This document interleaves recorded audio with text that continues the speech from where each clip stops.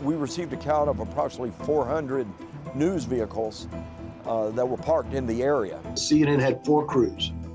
To my knowledge, we had 4 crews that stayed there the whole time. It was just electric.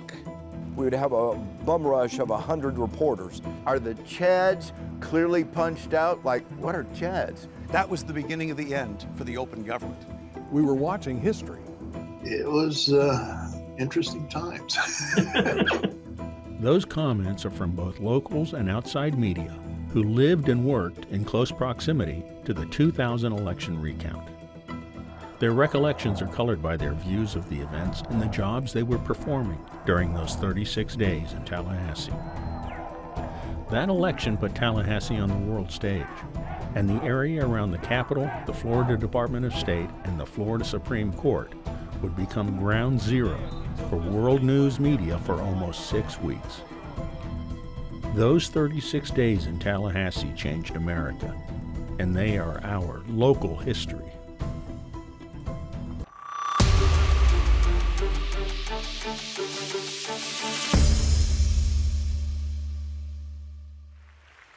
The presidential candidates were George W. Bush versus Al Gore. Across Florida, turnout was heavy.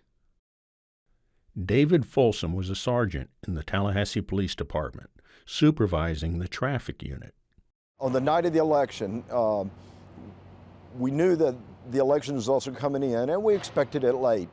We usually work till 11 or 12 o'clock, and at first we were getting word that Florida was delayed, to my knowledge. We weren't actually following the election on television per se because we were working. Rick Flagg was a syndicated news reporter for radio stations across all of Florida.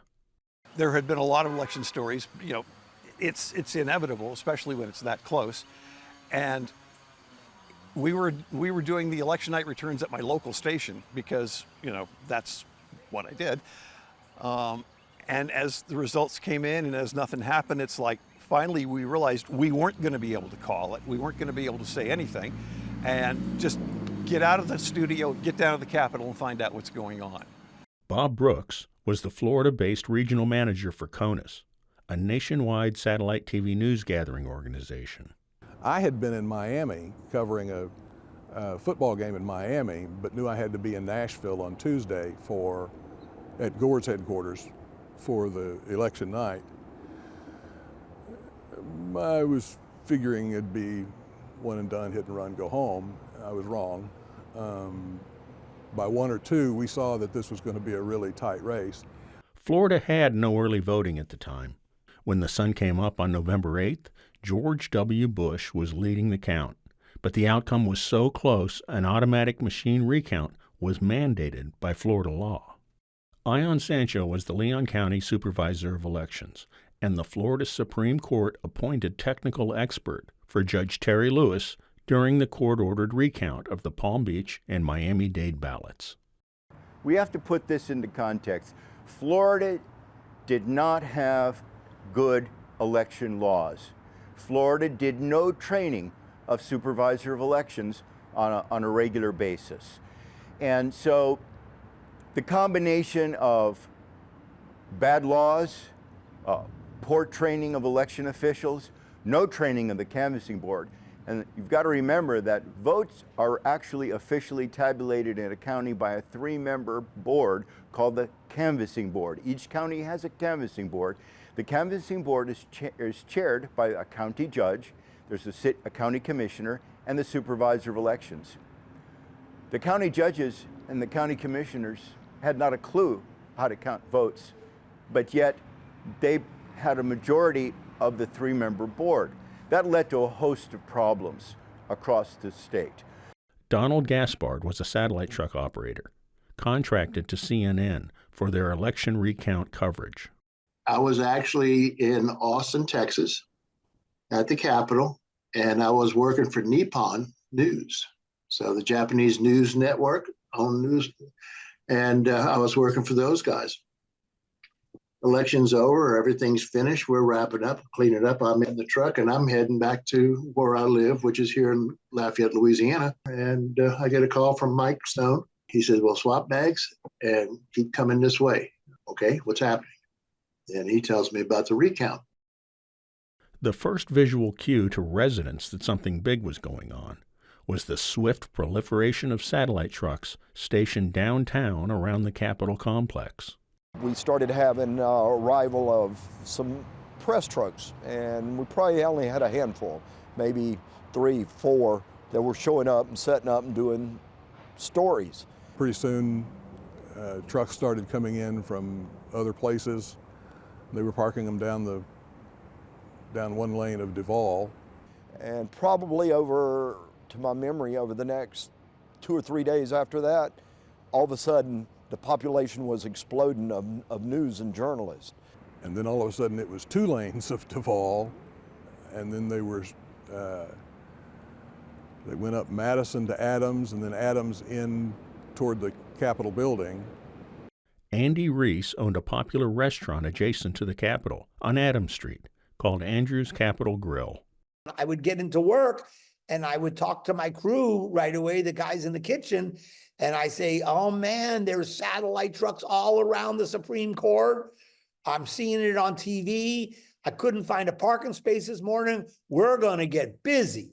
We were originally going to do some live shots from the courthouse across the street from the Capitol, not the Supreme Court, but on the opposite side, the eastern side of the Capitol. And we did a couple of things there. And then I got parked on the corner of Duval Street there. Between the county courthouse, which was what, a block and a half away, and the Supreme Court, which was about a block and a half away. And the entire world started to focus on Tallahassee, Florida. Well, guess what? We were the most popular place to eat and drink. So our first concern was security for the building. We were talking with the staff at the Secretary of State's office. First one, they wanted to lock the building down, and they had a lot of work going on in keeping people from going to the lobby. Second was the traffic in the area around the building. But it didn't take a day or two to realize, oh my God, this is crazy. And it wasn't just a day or two, it kept going. Florida had a mishmash of voting technologies across its 67 counties, some of it more modern and accurate than others. The first problem that emerged was in Palm Beach County, when individuals started to realize that they may have voted for Patrick Buchanan instead of Al Gore on something called the butterfly ballot. And that led to an immediate lawsuit in Palm Beach County, which quite frankly nothing could be done because the votes had already been counted, and once you drop a marked ballot into the ballot box, you can't really reach in and pull it out. But that was the initial concern, was in fact what was going on in Palm Beach County. That led to a whole host of other suits then that started generating out of other counties, Seminole County, St. Johns County. Absentee ballot issues started popping up. The machine recount saw Al Gore tighten the gap. Discrepancies were starting to surface. Both the Bush and Gore campaigns lawyered up. And so there was a whole host of different local legal issues. And sadly, the main question was never really addressed. Are we going to count all of the legal votes in Florida? That got lost in this milieu of legal battles and political battles that immediately erupted. Some Florida counties had progressed to hand recounts. Meanwhile, campaign strategies were taking shape. For Bush, stop all counting, run out the clock. For Gore, keep counting and recounting. More than 2 decades later, a fact that is often overlooked is that not all of the ballots had even been counted once at this point. There were still thousands of outstanding overseas absentee ballots that hadn't even arrived yet. Across the country, Americans were seeing images of election officials peering up at computer punch cards and hearing about Chads. Hanging Chad, dimpled Chad, Chad, Chad, Chad. Just a brief examination into the history of punch card voting clearly indicated the shortcomings, not only in the state of Florida, but all around the nation, with lawsuits being filed by minorities, by elderly individuals, on the same kinds of complaints that unfortunately we have heard in this election. But less talked about was improper recount protocols, in more than half of Florida's 67 counties. Things like overvotes, undervotes, and chads were completely foreign terms to Americans, American voters, and sadly, the American media didn't really try to clarify that. They focused on the controversy, this heavyweight fight between Bush on one side and Gore on the other, this political fight. Excuse me, what was ignored was what was the law, and is Florida going to be allowed to count all the legal votes cast by legal Floridians? As election irregularities showed up, the Gore campaign requested more manual recounts, and the Bush campaign would sue to stop the recounts. This became a recurring theme throughout the recount. The law read back then that you pick a smaller jurisdiction, you'd recount there, and if there is an error in that, then you can order a recount in the entire county. There was no law under Chapter 102 that required any kind of a state recount at all. So again, Gore tries to follow the law and gets accused, again, through Fox News and the Republicans, of cherry picking. You're cherry picking. Well, excuse me, that's Florida law, but what the law was not discussed. The political ramifications of what the law instead became the big debate. Once the courts were involved, every decision would be met with some kind of appeal. These legal tactics consumed precious time leading up to state and federal election law deadlines. The recount lurched on. They were just making statements. They were not really going into the details behind the statements, and they were just trying to placate us and advance whatever the mood of the day was, whatever the message of the day was. And it got to be real annoying when these out-of-town lawyers were speaking for state lawmakers and were speaking for state officials. On November 18th, the Tallahassee Democrat printed an illustration of the key places in the capital city where recount news was being made. There was a Supreme Court. There was one or two locations inside the Capitol. A lot happened out here on the Senate portico. There were cables everywhere. They set aside the Senate office building as an area where they would do press conferences and stuff, and they filled it with flags. It's like you would go in there and it's like there are 4 flags. You go in the next day and there are 5 flags. You go in the next day, there are 20 flags. It was all theatrics. It was all about theatrics, and they would have their lawyers up there spouting whatever the point of the day was, and that was it. That's all you could get. You couldn't take someone aside later and say, hey, what's really going on? Because the lid had been closed. The Capitol building and the Supreme Court building and Duval Street and everything there, we were in our own little bubble. You know, the world was contained within this 4-block bubble where we were at. Anything that happened outside of that, if we didn't see it coming in on the camera for our return, you know, we didn't know what was going on. November 20th, the Florida Supreme Court heard arguments pertaining to manual ballot recounts in Broward, Palm Beach, and Miami-Dade counties. There was no question in the board's mind that given the figures that they had seen, that the full manual recount was the proper decision for them. They made that decision, and then, of course, the full manual recount was stopped when the Secretary of State said that there was no basis for it. What the appellants are asking this court to do, and in fact what the court must do in order to arrive at the conclusion that they seek, is read a statute that says that returns must be filed by a date and time certain as though it said may be filed, to read a statute that says that the Secretary of State may accept late filed returns as though it says must accept late filed returns, to disregard a statute that says that the Secretary of State's opinion as to election matters is binding upon all those officers and agents within the election system. The following day, they unanimously ruled that those manual recounts should continue and should be included in the certification. The court also set 5 p.m. on November 26th as the earliest possible target for state certification. The Bush team immediately appealed to the U.S. Supreme Court, saying the Florida Supreme Court had rewritten election law after the vote. This would later prove to be a pivotal moment in the recount. We weren't schooled in legislative matters or legal matters, so we were just kind of like holding on, waiting for somebody to tell us where the next event was going to happen. Elected in 1998, Katherine Harris was Florida's Secretary of State. During the 2000 election, she also served as George W. Bush's honorary campaign co-chair in Florida. Previous secretaries of state have always essentially allowed the operation of the Division of Elections to be more or less independent of the political machinery that the rest of the Secretary of State's office participated in. That has been changing over the past few years, and that's not a good sign.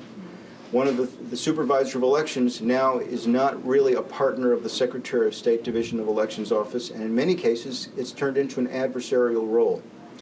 Sunday, November 26th, the State Canvassing Board declared George W. Bush the winner of Florida's 25 electoral votes. It was, and it remains, my opinion, that the appropriate deadlines for filing certified returns in this election are those mandated by the legislature. And it remains my opinion that the proper returns in this election are the returns that were certified by those deadlines. The Florida Supreme Court, however, disagrees. The court created a new schedule for filing certifications and conducting election contests rather than implementing the schedule enacted by the legislature, and that is the schedule that we're following tonight. Remember who was Secretary of State? Katherine Harris. And Katherine Harris was as partisan a politician as could be. Prior to certification, there is one matter I wish to discuss concerning the returns. In accordance with the direction of the Supreme Court, my office accepted amended returns until 5 p.m. today, and these amendments are reflected in the statewide canvass returns, copies of which will be available. Palm Beach County has submitted a document that purports to be an amended return, but contains two different compilations of the presidential vote. One set of numbers is identified as a partial manual recount that fails to comply with the provisions of Section 102.166. The other set of numbers is identified as the machine count required by law in this election, and these numbers are identical to those that were certified by the Palm Beach County Canvassing Board on November 14th. These latter numbers are the numbers included in the statewide canvass. The declaration was immediately challenged in the circuit court, with Gore's team arguing that thousands of ballots from Miami-Dade and Palm Beach counties had not been counted. The outcome of the election was far from over. On Tuesday, November 28th, after hearing arguments pertaining to Gore's appeal of the State Canvassing Board declaration, Circuit Court Judge Sauls ordered the 13,000 contested ballots from Palm Beach County be brought to Tallahassee. The next day, during a hearing, he ordered all ballots, 1.1 million of them from Miami-Dade and Palm Beach counties, be brought to Tallahassee. They would arrive 3 days later. But yeah, it was a caravan, and we had to escort it into town, and you would think it came out of Fort Knox, the security on those ballots. That's when we realized that it's really hit the fan. You know, when you had a truck drive all the way from what was South Florida up to here with ballots in the back, and it's followed by helicopters doing the live shot like it's an OJ chase or something like that, that's when you knew something really weird was going on. On Friday, December 1st, the U.S. Supreme Court heard oral arguments questioning actions taken by the Florida Supreme Court related to the recount after its November 20th hearing. It was an historic day for the nation. The United States Supreme Court heard oral argument in the case of George W. Bush versus the Palm Beach County Canvassing Board. It's hard to say how the U.S. Supreme Court justices will rule in this case. Harder still to know exactly when the court will issue an opinion. But with the presidency hanging in the balance, it's likely the justices won't wait for long to put out a ruling. In the meantime, a number of challenges continue to move through lower courts in Florida as attorneys for... Florida was about to lose control of its own election. In Tallahassee, the lawyers, the media, and the satellite trucks continued their daily routine of press conferences, live shots, and waiting. On Tuesday, December 5th, Gore lost in his circuit court appeal to continue recounts of Dade, Broward, and Palm Beach County ballots, while other suits moved forward. He immediately appealed to the Florida Supreme Court. Wednesday, December 6th, the Republican-led Florida legislature called a special session to convene on December 8th. The purpose would be to vote on a slate of state electors if a resolution had not been reached by December 12th. We are here today to begin a journey that has not been taken by any state legislature since the late 1800s. No one should confuse my cautiousness and my deliberate approach in evaluating this issue with timidity. The commonly perceived mechanism for electing this country's leaders may be about to fail. In essence, this meant the state legislature would decide who would be awarded Florida's 25 electoral votes. Partisan politics was like the 800-pound gorilla in the 2000 election. It crushed everything in its path. Also on Friday, December 8th, the Florida Supreme Court ordered a manual recount of undervotes in all of Florida's 67 counties. It also allowed 383 votes for Gore that had been identified in Dade and Palm Beach counties. Bush's lead had shrunk to 154 votes. Additionally, the court ordered that 9,000 disputed ballots from Dade County be examined manually for presidential votes. Hello, I'm Craig Waters, spokesman for the Florida Supreme Court. The court today has issued its opinion in the case of Albert Gore Jr. versus Katherine Harris, George W. Bush, and others. By a vote of 4-3, the majority of the court has reversed the decision of the trial court in part. It has further ordered that the Circuit Court of the Second Judicial Circuit here in Tallahassee shall immediately begin a manual recount of the approximately 9,000 Miami-Dade ballots that registered undervotes. In addition, the Circuit Court shall enter orders ensuring the inclusion of the additional 215 legal votes for Vice President Gore in Palm Beach County and the 168 additional legal votes from Miami-Dade County. In addition, the Circuit Court shall order a manual recount of all undervotes in any Florida county where such a recount has not yet occurred. Because time is of the essence, the recount shall commence immediately. In tabulating what constitutes a legal vote, the standard to be used is the one provided by the legislature. A vote shall be counted where there is a clear indication of the intent of the voter. The following day, Saturday, December 9th, the U.S. Supreme Court issued a stay on the state Supreme Court's just ordered continued recount. They stopped the December 9th recount at around 2 in the afternoon. And I would tell you that the local judges that were recounting the ballots in the Leon County Library were shocked. As most legal experts were at that time,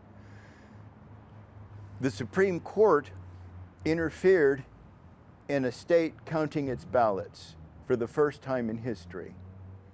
And again, Florida is the only state in history ever not to complete an actual election recount in a presidential election, and we remain such today. So the Supreme Court said there's an equal protection argument, and they enjoined the state at that point. They froze everything. So there was no recount of the Miami-Dade ballots at all, and not a complete recount of Palm Beach ballots either. That they were never counted. On Monday, December 11th, arguments were given in Washington. And on December 12th, the U.S. Supreme Court came back in favor of George W. Bush. Al Gore conceded the election the following day. After 36 days in Tallahassee, the election had been decided, and the world's gaze turned away.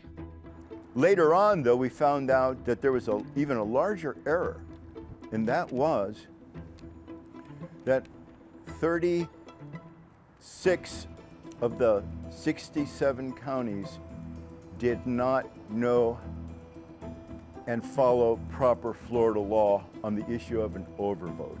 I'm glad we've never had a repeat. But at the same time, I don't think we'd even get to that stage nowadays. It's like, it would be called, can you imagine if there was an election that was only 500 votes in today's environment?